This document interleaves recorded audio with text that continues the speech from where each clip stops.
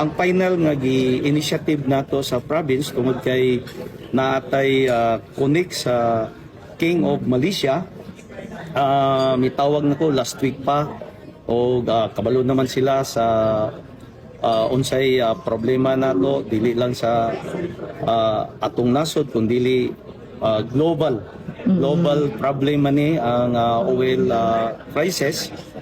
Sila tungod kay naa sila dakong reserve ang Malaysia, so ang King wala nagdumili nga mitando o misugot sa atong hangyo nga mo purchase ta og diesel gikan sa Malaysia. So ang layason sa King of Malaysia nakakaroon diya sa tahanan para nga mag-sit down ni sa presyo kay direct nga sila ang kontak sa Petronas Malaysia kay nanamay authority giatag og makompute og pilay amount kay 44 million liters ang gusto nilang i-provide in one shipment.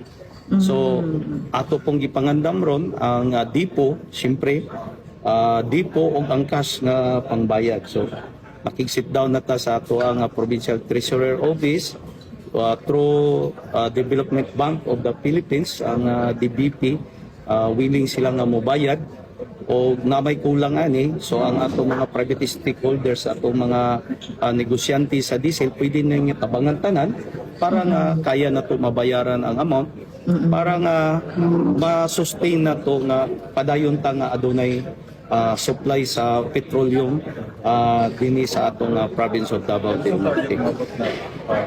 Nami karon sa stage of negotiation kay dili man basta-basta nga mudritso lang kag palit.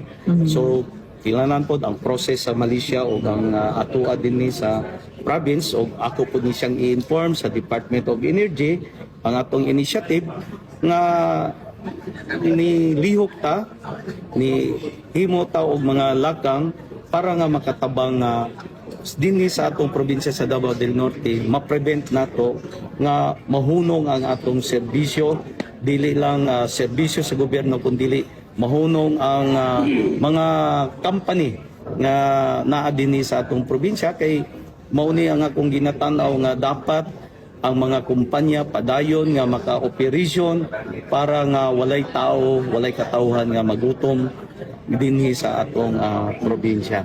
Clarification, Gov, kinsay mo gamit ang gasolina na purchase sa Malaysia? Kini siya, ibaligya ni siya sa para maka-continue ang mga kumpanya nga maka-operasyon. So ibaligya ni siya. So kung pila man ang presyo dito sa Malaysia, ibaligya na to nga the same price.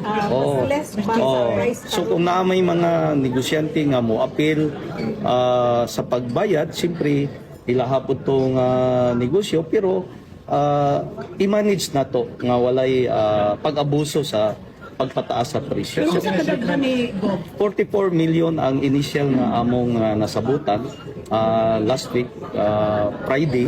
So karon mao ni among gi-continue sa nga negotiation with the Petronas Malaysia. I'm sorry, estimation 44 million liters. So amount sir naghatag sa estimation kana pa ang wala na mo ma-final pero initially murag na sa 40 to 45 pesos per so barat. liter.